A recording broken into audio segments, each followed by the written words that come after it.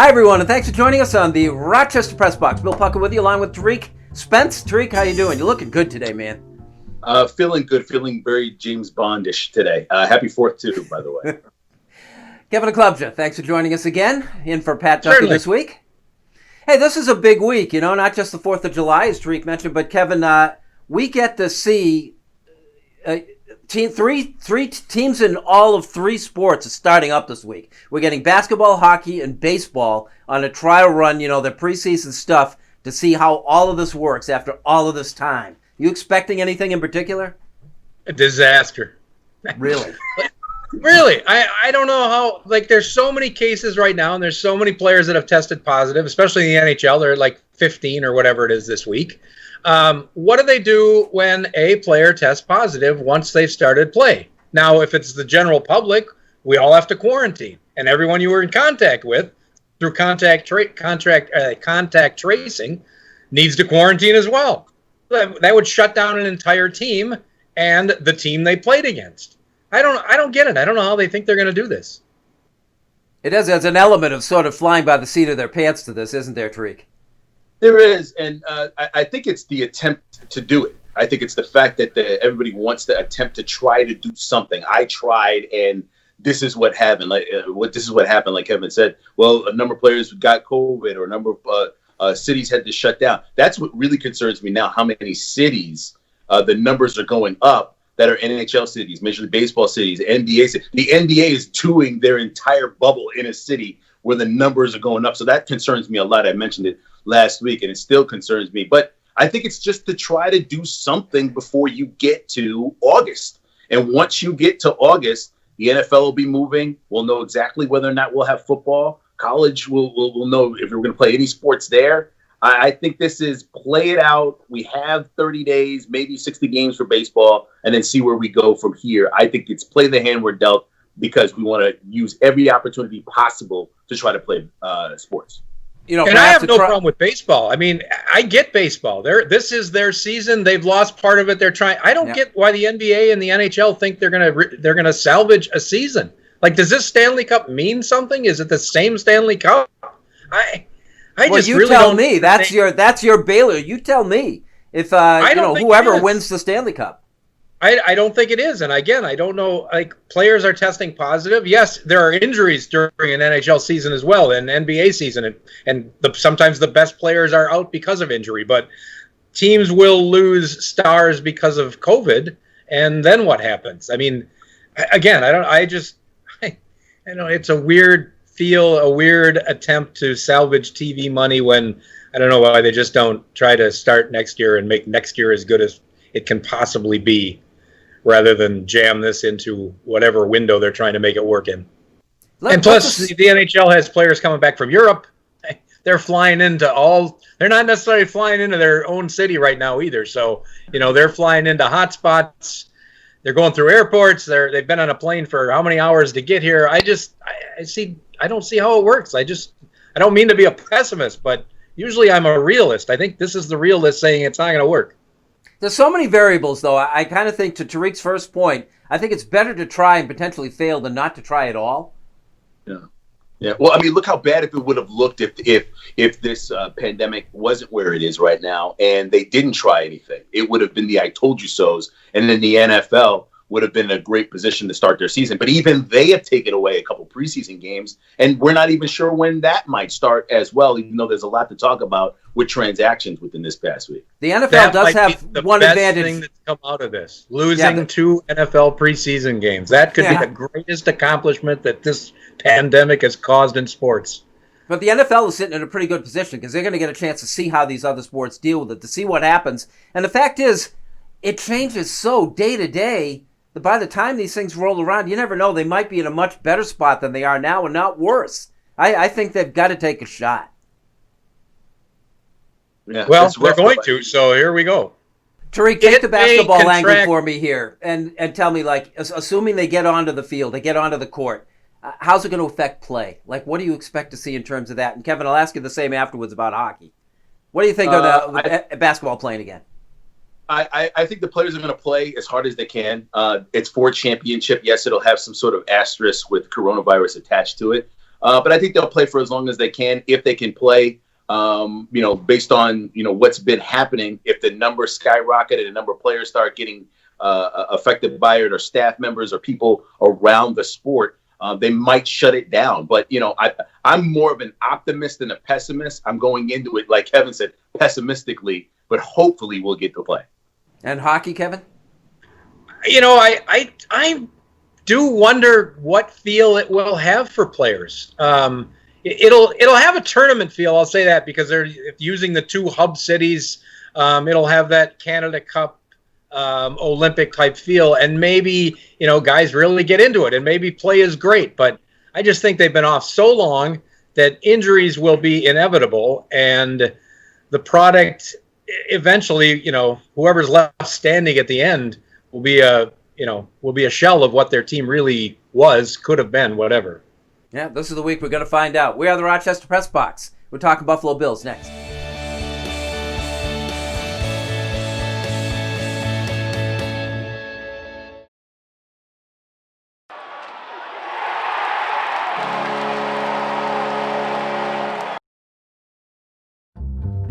Original Bay Goodman Pizza, located on the corner of North Winton at Browncroft. There are 3 ways to get the original Bay and Goodman delivery. Go to baygoodman.com.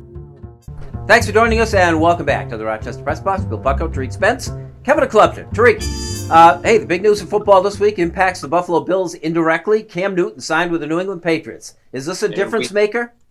Oh, we thought Buffalo Bills fans were going to have a year where we could coast in, but no, a pandemic on top of the fact that high expectations.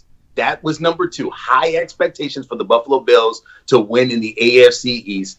And now here comes MVP, NFL MVP, guy who took his team to the Super Bowl, Cam Newton, back with the mastermind Bill Belichick. Now, he does not have a lot of weapons. He has Julian Edelman, he has a couple other players. But he does not have a lot of weapons, but neither did Tom Brady, and they've gone pretty far as well. So I am eagerly anticipating the NFL season coming up, because now we have an interesting move here for the New England Patriots. Let's see if they will play out the season with Cam Newton and how many wins they can get, and will they get more than Tom Brady? You know who's really excited? Josh McDaniel. He can actually put in a creative offense. He doesn't have a quarterback who's stuck in the pocket. He doesn't have a guy who's so immobile that if he didn't have protection around him and wasn't built, the offense wasn't built to get rid of the ball quickly, then he was in trouble. Now he's got a guy who can run, who can move, and I think the weapons the players that New England does have become weapons, because Cam can move, he can get out of the pocket, he can run. Now suddenly they're going to have to, the defense has to take that element into consideration. It opens up the rest of the field. I think Josh McDaniel is going to just have a field day creating an offense that he hasn't been able to, game plan in forever. Tariq, let's take this at face value, though. He came so cheap that Richard Sherman criticized the contract, saying it was an embarrassment. If a guy gets signed like that, how good can he be, and how much of a difference is he going to make? And the second part of that is, if I look at those rosters, the Patriots and the Bills, right down the line, Buffalo is better than New England, even with Cam Newton at almost every single position. I don't think this makes this much difference. Well, it does it adds a level of sizzle to it. Now I want to see the games. Before it was kind of like the Bills should win this game. There was a lot of anxiety with it. Now with Cam Newton, it does bring a little bit more sizzle to that game. That being said, though, I think this is a contract that Cam Newton kind of wanted. He kind of knew he was going to be the number 1 starter. If he gets beat out by anybody else on that roster, I mean, there's more problems with Cam Newton than we thought. That being said, it's incentive-laden contract. So as well as he performs, he'll be able to set the market for himself to go somewhere. I think this is a 1-year deal at max. I think it proves Belichick can win without Tom Brady. I think it sets them up to be a contender if this plays out well. If he stays healthy and the Patriots play well, it's all good. It's a win-win for the Patriots. If Cam plays well, they're right back up in top of the league. If Cam doesn't play well and they don't perform well and it's a disaster, they're at the bottom of the league with a chance to get some draft picks. So, Kevin, I see this as being it turns the Patriots. I see an 8-8 season for them with Newton. I think it turns them from being bad and dull into mediocre and interesting, and nothing more than that. That may very well be the case, but again, I just think, and not to hold Bill Belichick on this pedestal, but the guy does amazing things with not a lot. He's one of the few coaches that can make chicken salad out of chicken feathers, and that's not easy to do in the NFL, yet he has done it time and time again. Feathers on the fly, I like that. Yeah, I don't want to eat that, though. Even if Bill Belichick did it. You wondered where I was going there.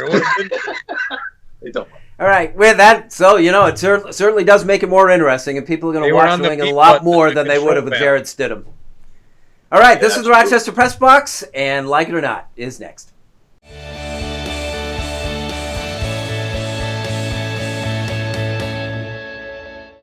Here's the Press Box trivia question, brought to you by Market View Liquor, where exceptional customer service meets an extensive selection. Jefferson Road at 390.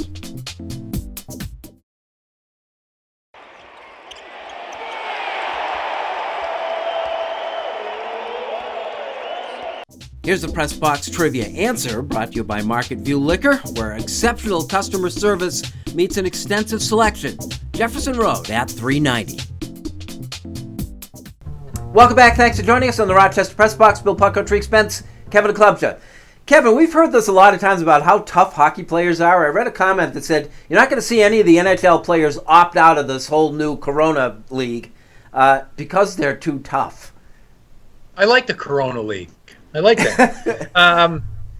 No, you won't see them opt out because it's maximum money toward the money that's in, or toward the escrow account that their pay is based on. So that's the main reason they're not opting out. It's not the toughness of hockey players. It's because the escrow is how they're all getting paid under the CBA. So if they're not playing, they're losing a large percentage of that, maybe up to 20 to 25%.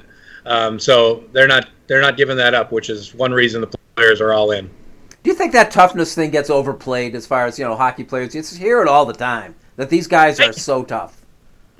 I don't know, because you don't see many guys in the playoffs regardless of the injury, bag out of a game. I mean, look at Greg Campbell. He breaks an ankle and he keeps playing. Patrice Bergeron has a broken rib and played the entire playoffs to win a Stanley Cup.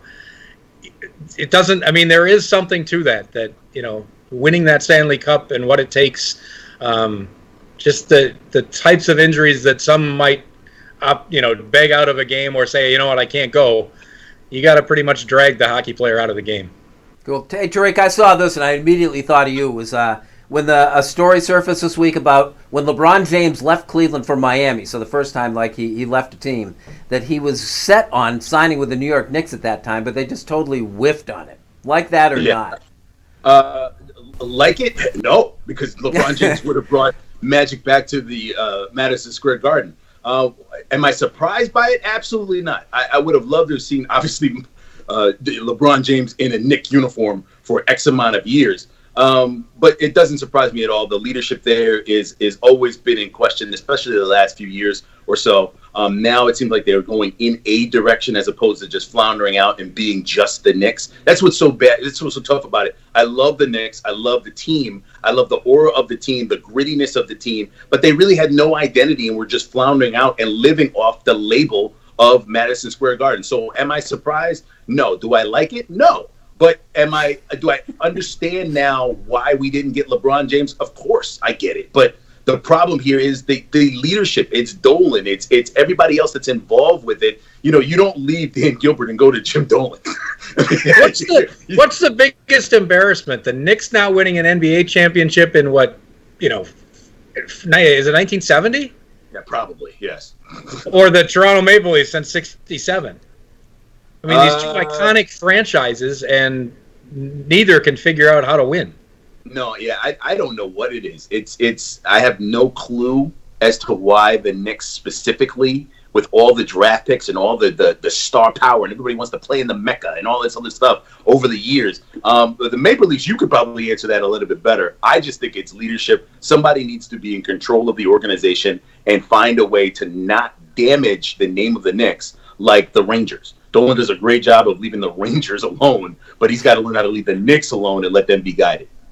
We are the Rochester Press Box. Are we talking about and the Knicks or Pagula? What happened? It was the Knicks, but we're going to leave that for now. Oh. But way to get in a shot. Unfinished Business is next.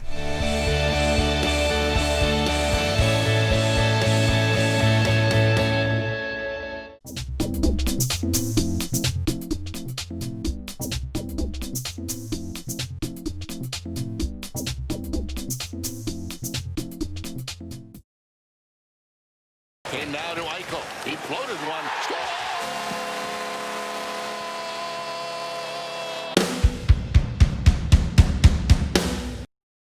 Welcome back. Thanks for joining us on the Rochester Press Box. Time for Unfinished Business. Kevin, start us off.